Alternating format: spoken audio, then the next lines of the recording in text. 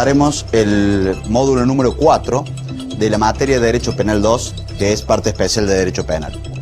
Lo primero que le quiero aclarar en este sentido que este módulo, ustedes habrán advertido, fundamentalmente analiza los delitos contra la administración pública. Por lo tanto, nos vamos a centrar de manera especial en diferenciar estas figuras. Porque lo que ustedes se han dado cuenta hasta ahora no se puede abordar toda la temática que involucra el módulo, por lo tanto hemos preferido seleccionar y hacer hincapié con ejemplos en aquellos delitos que atentan contra la administración pública. En otro ámbito también quiero ponerle de manifiesto que el cierre de la clase será una entrevista que realizaremos con el doctor Maximiliano Irabedian, que es fiscal federal ante el Tribunal Oral número 1 de la ciudad de Córdoba, para que nos muestre un panorama de lo que es fundamentalmente el delito de estupefacientes, y si nos queda un tiempito abordaremos también, aunque sea de manera un poco sistemática con él, el tema de la ley de la trata de personas, que es un tema que también hoy por hoy ha tenido mucho vuelo político y legislativo también. Una cuestión que también quiero que tengan presente, sobre todo en este módulo, aunque ya lo han visto seguramente en módulos anteriores, ustedes van a ver muchos tipos penales que hablan de militar, que es el militar, que el militar. No estudien esos tipos penales, porque esos tipos penales han sido incorporados al código a partir de la derogación del Código de Justicia Militar. Sí, cuando habla de fuerza de seguridad, cuando habla de servicio de seguridad o fuerzas policiales, eso sí, pero cuando utiliza la palabra militar propiamente dicha, no los estudia. Esto le aclaro porque muchos tipos penales hablan de este tipo de cuestiones. Vamos a comenzar entonces haciendo un breve repaso sobre lo que es la parte especial del derecho penal y los objetivos generales, como era obtener un panorama teórico básico de las figuras, distinguir las diferentes figuras que existen, fundamentalmente en esto de los delitos de la administración pública. Eso va a ser muy importante, identificando también, para que nos ayude a saber si es un delito contra la administración pública o si es otro tipo de delito, cuál es el bien jurídico que se está atacando. Reconocer también cuáles son los fundamentos para que existan agravantes o existan atenuantes en cada una de las figuras, y si puede existir, incluso en los delitos contra la administración pública, algún tipo de causa de justificación. Dentro del módulo 4, ya propiamente dicho, y como esquema conceptual de la materia, vamos a ver que en el módulo 4 vamos a ver los atentados contra la autoridad, lo que es la falsa denuncia, la evasión, falso testimonio, lo que es el cohecho, el peculado. Es decir, ustedes han visto que tienen determinados nombres cada una de las conductas delictivas, y lo importante que vamos a tratar de nosotros es diferenciar uno de otro, porque conocemos perfectamente que se les complica a ustedes poder entender ese tipo de cuestiones. Por eso va a ser importante identificar, entre otras cuestiones, el bien jurídico protegido, los tipos que se agrupan entre diferentes bienes, los ataques, la forma en cómo se ataca cada uno,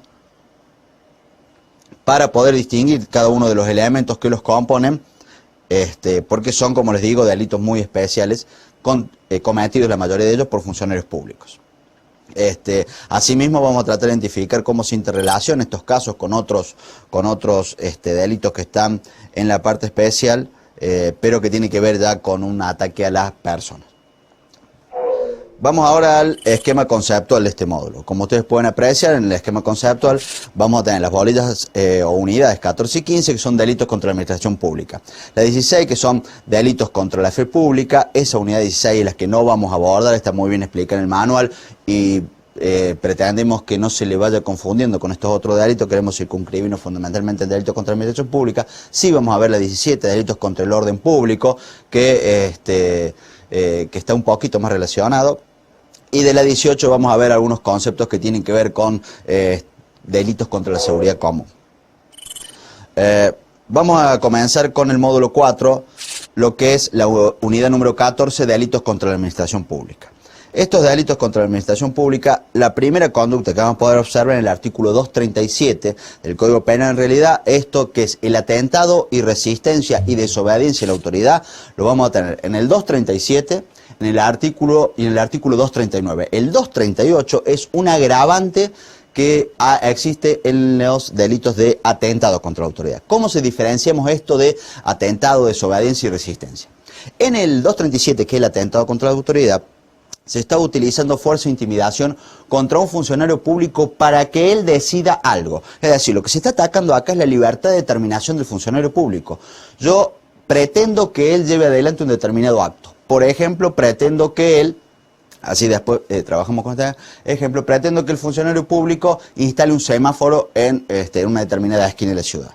Yo atento contra él para que haga eso, es decir, trato de que él decida ese tipo de cuestión. Por supuesto que no estoy ejerciendo violencia para lesionar, sino lo que estoy buscando con él, con la fuerza que yo estoy utilizando, estoy buscando que el funcionario público decida. Ustedes van a ver que las agravantes no son complicadas, lo que quiero hacer hincapié simplemente en esto del atentado, y su agravante es que ustedes ven que el atentado dice utilizar fuerza, y al mismo tiempo en el agravante está utilizando un término que dice poner mano sobre la autoridad. ¿Cómo hacemos esa diferencia? Es decir, usar violencia porque el usar fuerza es utilizar violencia, y el poner mano sobre la autoridad. Ha habido muchas discusiones doctrinales y jurisprudenciales, pero básicamente la diferencia está en que cuando la fuerza que yo utilizo contra el funcionario es la mínima indispensable a los fines que funciona más en el fondo como una intimidación para que él tome la decisión, estoy en el 237. Ahora, ya cuando el hecho de la violencia que yo aplico ya pasa a ser un castigo, ya no es solo una intimidación, sino que le estoy agregando un plus a ello, entonces ahí ya estamos en el agravante del 238.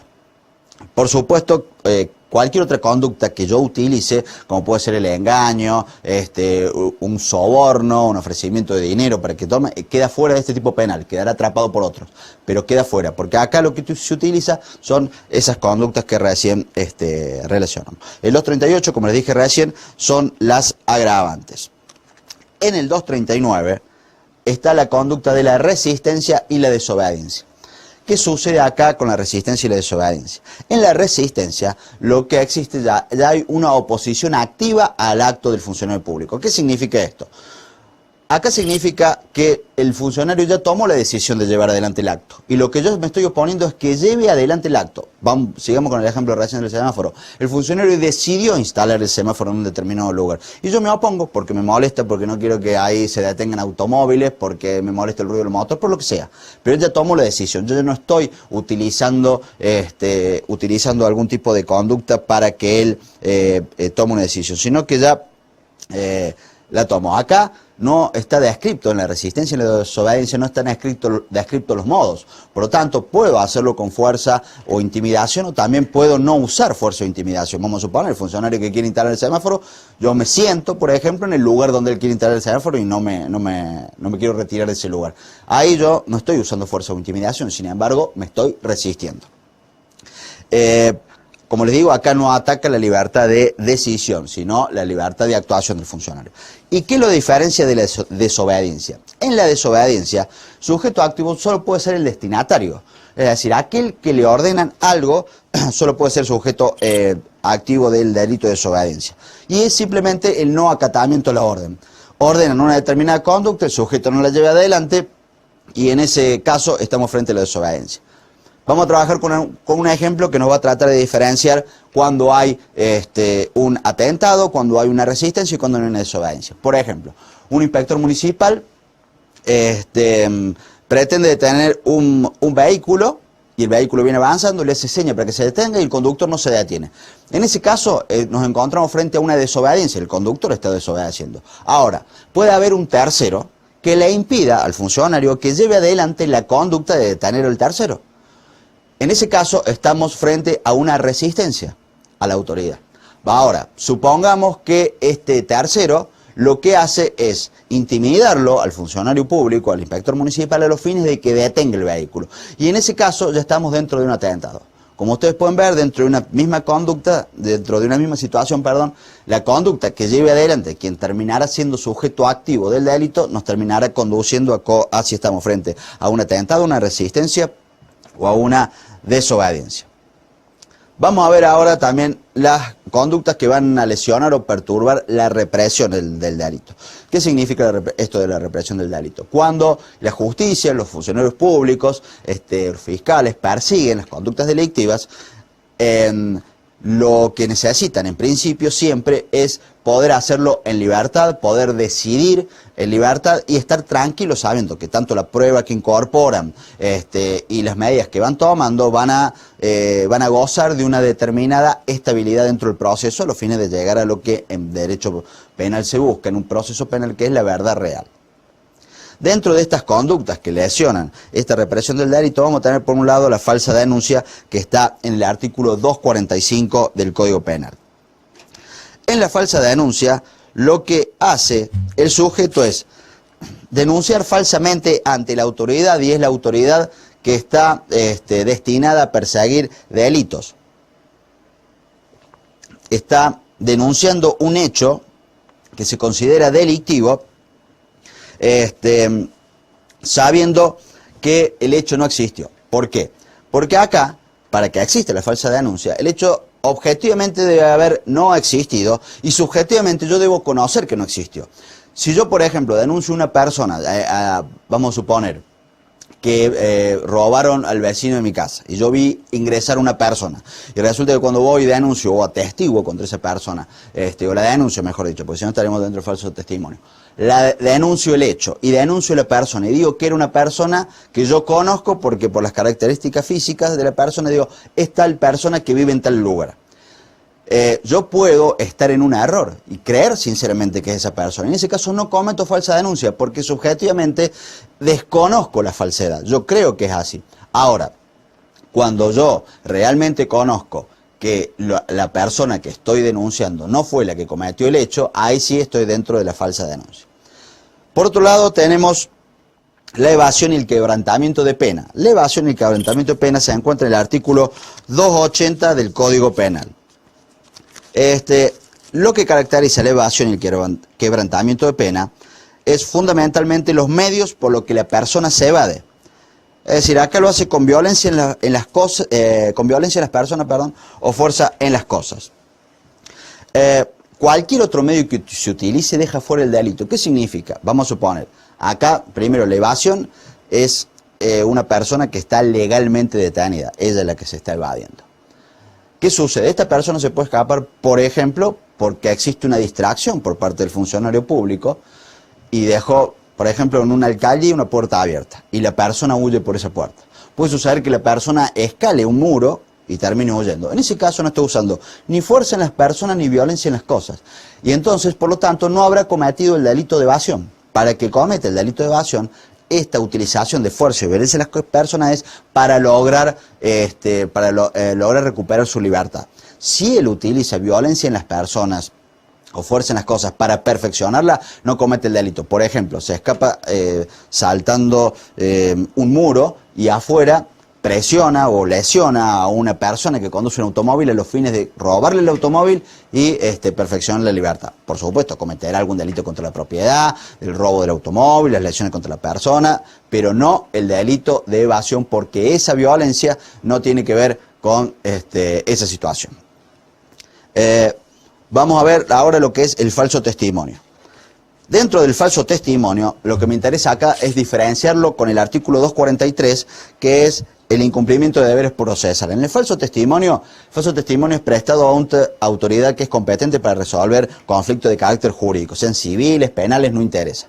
Y lo que hace el falso testimonio es la persona, ya sea el perito, intérprete o el testigo, que concurriendo, sabiendo que debe decir la verdad, conociendo la verdad, no lo hace, ya sea que la calla todo o en parte, o ya sea que no la expone de ninguna manera. La diferencia con el incumplimiento de los deberes procesales que está en el artículo 243 es que en el incumplimiento primero se puede prestar ante otra autoridad que no sea una autoridad judicial. Segundo, no estoy concurriendo al lugar, que es diferente con el del falso testimonio, donde concurro y no depongo. En cambio, en el 243 no concurro. Otra cuestión, en el artículo del falso testimonio tiene agravantes. Y también tiene agravantes, ustedes lo ven, cosa que no existe en el 243, y también tiene lo que se denomina el falso testimonio por soborno, es decir, cuando a mí me pagan para que preste un falso testimonio en una causa. Bueno, vamos a ir a un corte y enseguida seguimos avanzando con este módulo 4.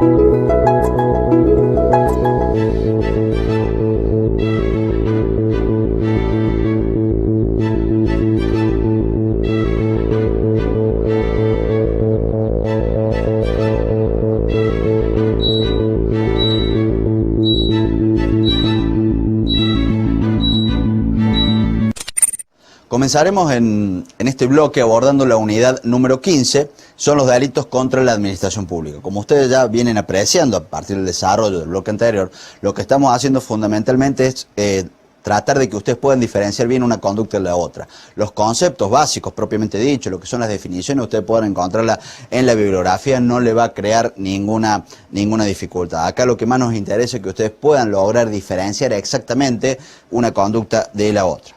Dentro de los delitos contra la administración pública vamos a ver estos que lesionan la titularidad y la legalidad del ejercicio de la función pública.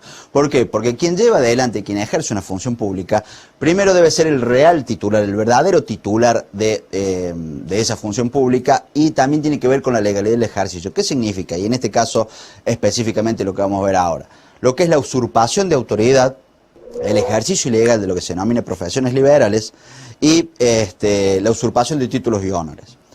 Esto de usurpación de autoridad, que se encuentra en el artículo 246 del Código Penal, ustedes van a ver que básicamente la conducta es asumir, que significa investirse de esa calidad, o ejercer actos propios de esa función pública. ¿Qué significa esto? Vamos a un ejemplo.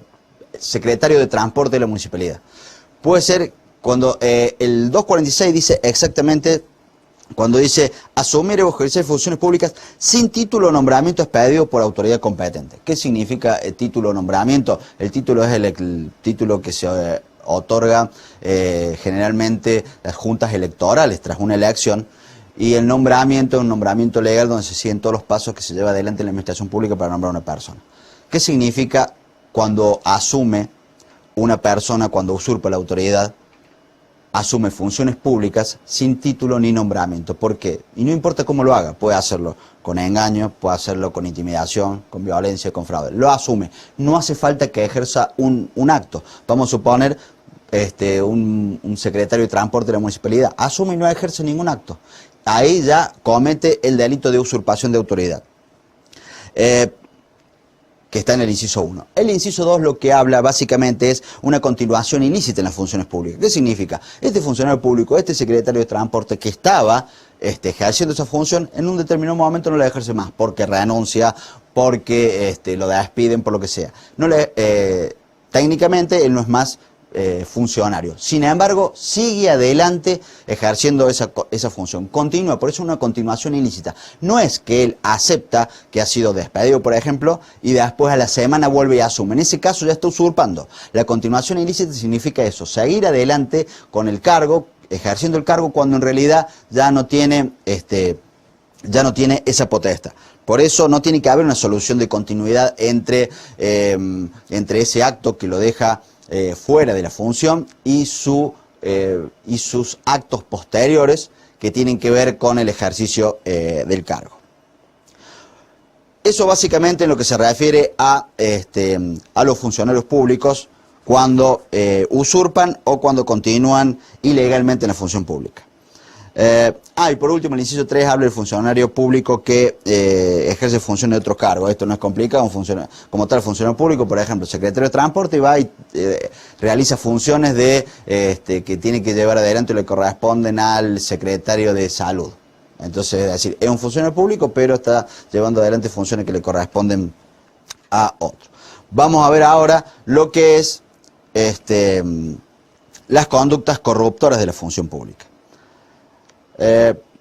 Dentro de lo que son las conductas corruptoras de la función pública, lo que se protege básicamente acá es la transparencia en los actos que llevan adelante los funcionarios públicos. ¿Qué significa? Cuando ellos actúen dentro de sus funciones, realmente ejerzan o ejecuten sus funciones en base a la legalidad y no en base a la venalidad, es decir, que no lleven adelante conductas por dinero, sino que lo haga por una conveniencia política o porque la ley lo manda a actuar de ese modo. Vamos a tener por un lado el cohecho pasivo. El cohecho pasivo está en el artículo 256 del Código Penal. El cohecho pasivo es lo que se denomina básicamente un caso de codelincuencia. ¿Por qué? ¿Por qué se llama cohecho pasivo? Porque en estos casos el funcionario público recibe o acepta una determinada cantidad de dinero por parte de alguien que se le está ofreciendo. Él no solicitó nada, él no solicitó dinero, él está aceptando algo que le ofrece. Si el funcionario público solicita dinero, él no realiza un cohecho ni pasivo ni activo. El funcionario público que solicita dinero para hacer algo relativo a sus funciones, lo que está haciendo está extorsionando, está dentro del delito de extorsión, que afecta el patrimonio del tercero, porque le está solicitando dinero para hacer algo que él debería hacerlo sin ningún plus de dinero. Y esto se los aclaro porque acá es una de las cuestiones donde ustedes se confunden mucho entre cohecho, exacciones ilegales y extorsión. Ya vamos a ver enseguida lo que es exacciones ilegales. Pero que le quede claro esto, en el cohecho pasivo el funcionario público recibe de un tercero, ya sea una determinada cantidad de dinero o la promesa que le van a entregar una determinada cantidad de dinero, si él hace, deja de hacer o retarda algo, por supuesto, relativo a sus funciones. Siempre es el funcionario público. Y puede haber también una persona interpuesta. Ustedes van a ver que el código también se refiere a eso, que es o por intermedio de otra persona. La persona interpuesta es el personero. Pero en este caso, el funcionario público manda, como quien dice entre comillas, a este tercero a que acepte, es decir, o el tercero le dice al funcionario público, hay alguien que me está ofreciendo dinero para que vos hagas lleves adelante un determinado acto. El funcionario público que conoce eso, acepta y dice, bueno, que te entregue el dinero para que yo lo haga. No importa si después el funcionario público lo hace o no lo hace, porque acá no se castiga que él haga algo, acá lo que se castiga es que él reciba dinero para hacer algo que es relativo a sus funciones. Entonces, que quede claro que el cohecho pasivo es un caso de codelincuencia necesaria. Alguien sí o sí debe ofrecer. Y el funcionario público aceptar la promesa o aceptar el dinero. En este caso de cohecho pasivo vemos, no se castiga a quien ofrece. Ya vamos a ver dónde se castiga a esta persona. Pero no se lo hace en el cohecho pasivo. Otro tipo de conductas corruptoras de la función pública es lo que se denomina el tráfico de influencias. Primero, en el tráfico de influencias, sujeto activo es cualquiera. Y se denomina tráfico de influencias porque lo que hace el sujeto activo es hacer valer indebidamente su influencia entre el funcionario. ¿Qué significa? Tiene una relación de amistad, una relación parental o de cualquier tipo con el funcionario público, y lo que hace este tercero es tratar de convencerlo funcionario público para que le lleve adelante un acto. Pero el funcionario público está fuera del pacto venal que realiza este tercero con aquel que le va a entregar la dádiva. Es decir, este tercero puede... otra cuestión, acá agrega la conducta solicitar. El tercero le puede solicitar a esta persona, que es la que necesita el favor del funcionario público, puede solicitarle a la persona que le entregue una determinada cantidad de dinero para él influir ante el funcionario. Pero el funcionario queda fuera del pacto, porque si el funcionario sabe eso, lo que está haciendo es en realidad realizando un cohecho pasivo, y esta persona vendría a ser una persona interpuesta. Por eso la importancia en esta figura es esta cuestión de hacer valer indebidamente y que el funcionario quede fuera del pacto.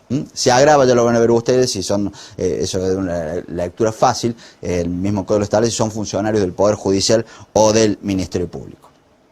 Ahora sí vamos a ver lo que es el cohecho activo. Hasta ahora nosotros estuvimos viendo que se castigaba al funcionario público que recibía una dádiva o que aceptaba una promesa, y también veíamos que se castigaba al tercero que solicitaba para hacer valer indebidamente su influencia sobre el funcionario. Sin embargo, a quien ofrecía la dádiva, quien es la persona que está sobornando, no ha sido castigada en estos artículos. Se castiga en el 258. El 258 se castiga al que ofrece la dádiva.